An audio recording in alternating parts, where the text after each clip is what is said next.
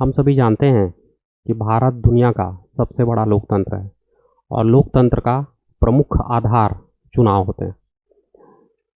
हम लोकतंत्र को जितना मजबूत बनाना चाहते हैं उस देश में उतनी ही अच्छी चुनाव व्यवस्था होनी चाहिए। चुनाव निष्पक्ष और स्वतंत्र होने चाहिए।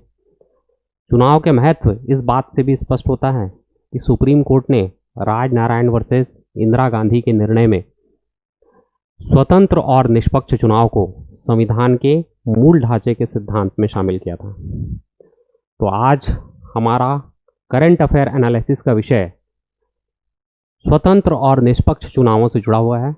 आज का हमारा विषय है मॉडल कोड ऑफ कंडक्ट। ये मॉडल कोड ऑफ कंडक्ट परीक्षा के दृष्टिकोण से आपके लिए बहुत महत्वपूर्ण है। मुख्य परीक्षा के दृष्टिकोण से इसका महत्व बहुत ही ज़्यादा है। वर्तमान में मुख्य परीक्षा में जो एसे वाला टॉपिक है उसके जो एसे आने की संभावना बनती है एग्ज़ाम में, वो आपका चुनाव सुधार से संबंधित हो सकते हैं। और अगर आप चुनाव सुधार में जाएंगे तो मॉडल कोड ऑफ कंडक्ट चुनाव सुधार का एक बहुत बड़ा मुद्दा है।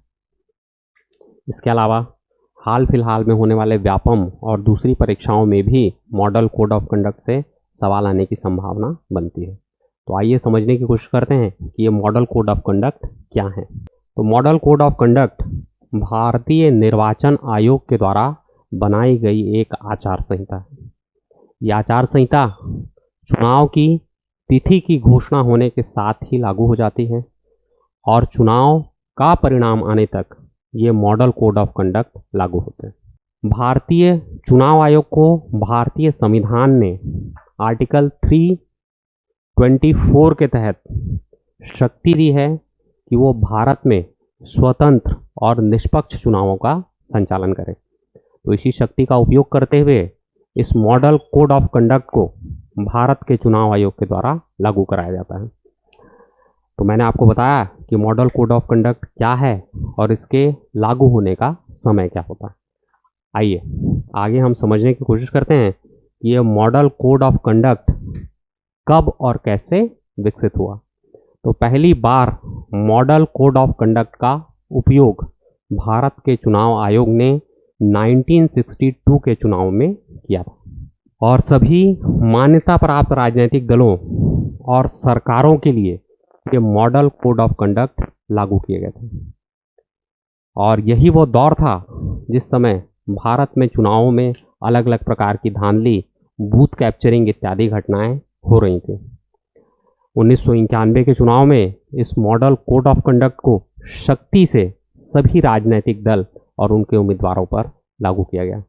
तो भारत में मॉडल कोड ऑफ कंडक्ट के इतिहास की बात करें तो पहली बार 1962 में इसे लागू किया गया और 1991 में बहुत सख्ती से इस मॉडल कोड ऑफ कंडक्ट को देश के चुनावों की प्रक्रिया में शामिल किया गया। आइए आगे जानने की कोशिश करते हैं कि ये मॉडल कोड ऑफ कंडक्ट क्या है। तो ये मॉडल कोड ऑफ कंडक्ट सभी राजनीतिक दल और उनके उम्मीदवारों पर कुछ आचार संहिताएं लागू करते हैं। तो ये आचार संहिताएं होती हैं यदि आप किसी व्यक्ति की आलोचना कर रहे हैं या सरकार की आलोचना कर रहे हैं तो अपनी आलोचना को नीति और कार्यक्रमों तक सीमित रखने की कोशिश करना है। आपको किसी भी व्यक्ति के ऊपर व्यक्तिगत लांछन लगाने से बचना है। इस मॉडल कोड ऑफ कंडक्ट के तहत कोई भी उम्मीदवार मतदाताओं की सांप्रदायिक भावनाओं को आहत नहीं कर सकता, ना ही जाति के आधार पर वोट की मांग कर सकता है, ना ही किसी मतदाता को किसी प्रकार की ब्राइड रिश्वत ऑफर कर सकता है और ना ही किसी भी प्रकार से उसे डरा धमकाकर या दबाव डालकर अपने पक्ष में मतदान करने के लिए विवश कर सकता है। मॉडल कोड ऑफ कंडक्ट यह भी बोलता है कि अगर कोई भी राजनीतिक दल कोई रैली करना चाहता है, कोई मीटिंग करना चाहता है तो इसकी पूर्व सूचना उसे स्थानीय पुलिस को देनी पड़ती है ताकि स्थानीय पुलिस कानून व्यवस्था से संबंधित सारे निर्णय ले सके। मॉडल कोड ऑफ कंडक्ट बोलता है कि अगर कोई भी राजनीतिक दल किसी प्रकार का कोई जुलूस निकालना चाहता है तो इसकी पूर्व सूचना भी उसे चुनाव आयोग को देनी पड़ेगी और चुनाव आयोग पुलिस के द्वारा एक ऐसी व्यवस्था करता है कि सभी पार्टियां अलग अलग समय किसी स्थान पर अपनी रैलियों का आयोजन करें, जिससे उनके बीच में टकराव को टाला जा सके और कानून व्यवस्था सुनिश्चित की जाए।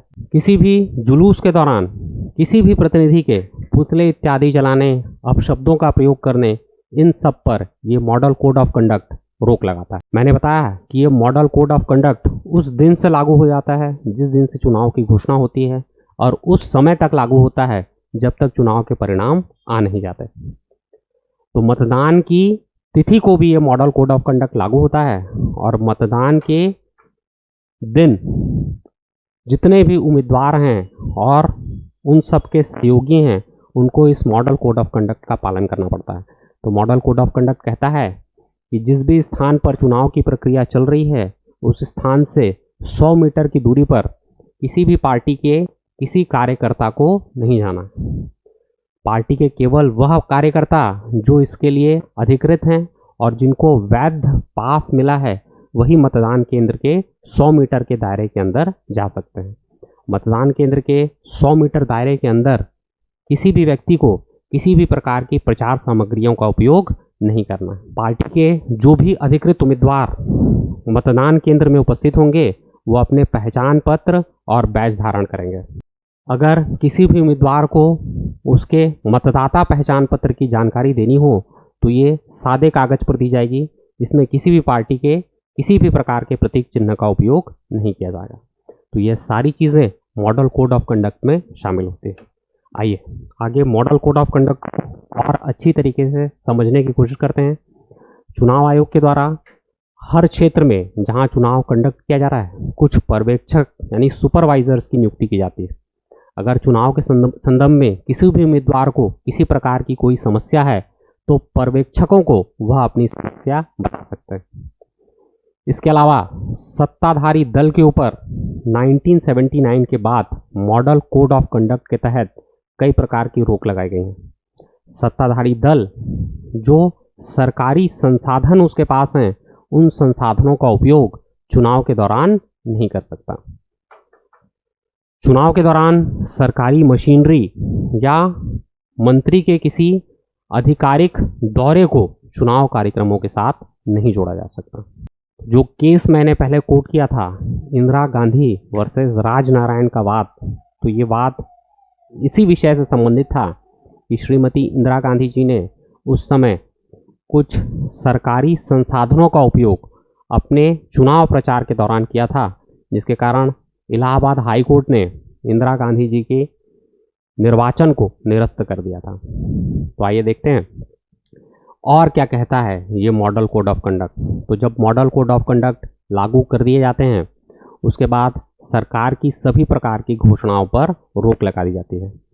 अब सरकार किसी रोड के बनाने की घोषणा या जनता को किसी भी प्रकार के प्रलोभन देने वाली घोषणा नहीं कर सकती। इसके अतिरिक्त जैसे ही मॉडल कोड ऑफ कंडक्ट लागू हो जाते हैं, तो उस समय मंत्री किसी भी प्रकार के वित्तीय अनुदान इत्यादि की घोषणा नहीं कर सकते। जितने भी सरकारी रेस्ट हाउस और दूसरे सार्वजनिक स्थान हैं, जब भी उनके उपयोग की अनुमति की बात आती है, तो इसकी अनुमति सभी पार्टियों को एक जैसे दी जानी चाहिए। ऐसा नहीं होना चाहिए कि ऐसा दल जो सत्ता में है उसको इन सारी अनुमतियों में प्राथमिकता दी जाए।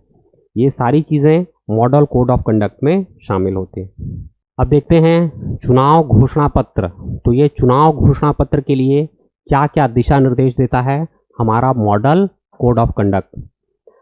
तो ये कहता है कि जब भी कोई राजनीतिक दल अपने चुनावी घोषणा पत्र जारी करे, तो उस चुनावी घोषणा पत्र की कोई भी बात भारत के आदर्शों और भारतीय संविधान के विरुद्ध नहीं होनी चाहिए। राजनीतिक दलों को ऐसा कोई भी वादा जनता से करने से बचना चाहिए जो चुनाव प्रक्रिया की शुचिता को प्रभावित करने वाला हो या मतदाताओं पर अनुचित प्रभाव डालने वाला हो। साथ ही घोषणा पत्र में वादों के औचित्य को दर्शाने की कोशिश करना चाहिए, और जो भी वादे आप जनता से कर रहे हैं, किन साधनों के माध्यम से आप इन वादों को पूरा कर सकते हैं। आपको अपने वादों को पूर्ण करने के लिए जो भी संसाधन आवश्यक हैं उनकी प्राप्ति आपको कैसे होगी, यह भी आपको जनता को समझाना चाहिए। देखिए, अभी वर्तमान में मॉडल कोड ऑफ कंडक्ट किसी भी वैधानिक दायरे में नहीं आते, अर्थात विधि के द्वारा इस मॉडल कोड ऑफ कंडक्ट को लागू नहीं कराया जा सकता। परंतु भारत का चुनाव आयोग और हमारी पूरी व्यवस्था ये प्रयास कर रही है कि जनप्रतिनिधित्व अधिनियम 1951 में मॉडल कोड ऑफ कंडक्ट से जुड़े प्रावधानों को भी शामिल करने की कोशिश की जाए। चलिए आगे देखते हैं कि क्या ये मॉडल कोड ऑफ कंडक्ट कानून के माध्यम से लागू करवाए जा सकते हैं। तो जैसा कि मैंने आपको बताया कि ये आदर्श चुनाव आचार संहिता कानून के माध्यम से लागू नहीं करवाई जा सकती। हालांकि जो मॉडल कोड ऑफ कंडक्ट है उसके कुछ प्रावधानों को हमारा आईपीसी, सीआरपीसी और भारतीय जनप्रतिनिधित्व अधिनियम 1951 लागू करवाते हैं, परंतु फिर भी इसके पीछे ऐसी कोई विधिक शक्ति नहीं है जो मॉडल कोड ऑफ कंडक्ट को लागू करवाना बाध्यकारी बनाती हो। अब ये संभव इसलिए भी नहीं है कि भारत की जो चुनावी प्रक्रिया है वो बहुत जटिल और लंबी चुनावी प्रक्रिया है। तो अगर हम किसी कानून के माध्यम से इस मॉडल कोड ऑफ कंडक्ट को लागू करने की कोशिश भी करेंगे, तो जब तक हम इस मॉडल कोड ऑफ कंडक्ट को कानूनी माध्यमों से लागू करवाएंगे और जिन व्यक्तियों ने इसका उल्लंघन किया है उनको किसी प्रकार का दंड देंगे, उसके पहले ही ये चुनाव की पूरी प्रक्रिया खत्म हो जाएगी। तो इसलिए हम कोशिश कर रहे हैं कि इस मॉडल कोड ऑफ कंडक्ट को ज़्यादा से ज़्यादा प्रैक्टिकल बनाया जाए और उसी समय इस मॉडल कोड ऑफ कंडक्ट को लागू करने पर बल दिया जाए। तो ये प्रमुख कारण है कि अब तक मॉडल कोड ऑफ कंडक्ट पर किसी प्रकार का कोई कानून नहीं बन पाया। हालांकि इस विषय में विचार विमर्श और चर्चा जारी है। अगर मॉडल कोड ऑफ कंडक्ट की आलोचना की बात करूं तो हमारे देश में, जैसा कि हमने चर्चा की, 1962 से मॉडल कोड ऑफ कंडक्ट लागू कर दिए गए थे और 1991 के बाद सख्ती से इन मॉडल कोड ऑफ कंडक्ट को भारत में लागू किया गया। परंतु उसके बाद भी लगातार हमारी चुनावी प्रक्रिया धन बल से प्रभावित है। चुनाव के दौरान नेताओं के द्वारा हेट स्पीच दी जाती है, यानी नफरत भरे भाषण दिए जाते हैं। मतदाताओं को डराया धमकाया जाता है। बूथ कैप्चरिंग जैसी चीज़ें आज भी हमारे देश में एग्जिस्ट करती हैं। तो ये मॉडल कोड ऑफ कंडक्ट उतने बेहतर तरीके से लागू नहीं किया जा सका जिस बेहतर तरीके से लागू होने की हमने कल्पना की थी। इस मॉडल कोड ऑफ कंडक्ट के सामने कई सारी नई नई चुनौतियां हैं। आज का दौर सोशल मीडिया का दौर है, व्हाट्सएप का दौर है और विभिन्न प्रकार के समाचार पत्र और टीवी चैनल आपके समक्ष हैं जो चुनाव के दौरान अलग अलग प्रकार के वक्तव्य, अलग अलग प्रकार के आंकड़े आपके सामने प्रस्तुत करते हैं। तो ये model code of conduct in सभी तकनीकी माध्यमों को कवर नहीं करता। ये मॉडल कोड ऑफ कंडक्ट की एक बड़ी खामी है। और सबसे बड़ी खामी जिसके बारे में हमने अभी बात की कि ये मॉडल कोड ऑफ कंडक्ट के पीछे किसी भी प्रकार का कानून या वैधानिक बाध्यता नहीं है। तो ये मॉडल कोड ऑफ कंडक्ट एक नैतिक आचार संहिता है जिनको लागू करने का प्रयास किया जा रहा है। चलिए, तो ये हो गई मॉडल कोड ऑफ कंडक्ट की आलोचना। इसके अतिरिक्त मॉडल कोड ऑफ कंडक्ट की इस प्रक्रिया में जो शासन है उसका हस्तक्षेप हमको बहुत ज़्यादा दिखाई देता है। मॉडल कोड ऑफ कंडक्ट लागू होने के बाद भी कई प्रकार की जन कल्याणकारी घोषणाएं तात्कालीन सरकार के द्वारा की जाती है, क्योंकि हम जानते हैं हमारे यहाँ लोकसभा और राज्य विधानसभाओं के चुनाव अलग अलग होते हैं। तो इस दौरान जब राज्य विधानसभाओं के चुनाव हो रहे हों, लोकसभा में कई प्रकार की घोषणाएं कर दी जाती हैं, और जब लोकसभा के चुनाव हो रहे हों ऐसे में राज्यों में विभिन्न प्रकार की घोषणाएं की जाती हैं। तो ऐसे मॉडल कोड ऑफ कंडक्ट को ब्रीच किया जाता है हमारे देश में।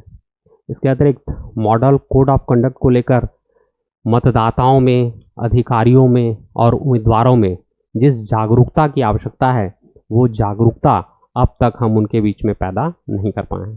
तो तो ये सारी कमियां हमको मॉडल कोड ऑफ कंडक्ट में दिखाई देती हैं। तो जब भी मुख्य परीक्षा या निबंध के विषय में आपसे मॉडल कोड ऑफ कंडक्ट पूछा जाएगा तो आप मॉडल कोड ऑफ कंडक्ट की कुछ आलोचनाओं को उसमें कोट कर सकते हैं।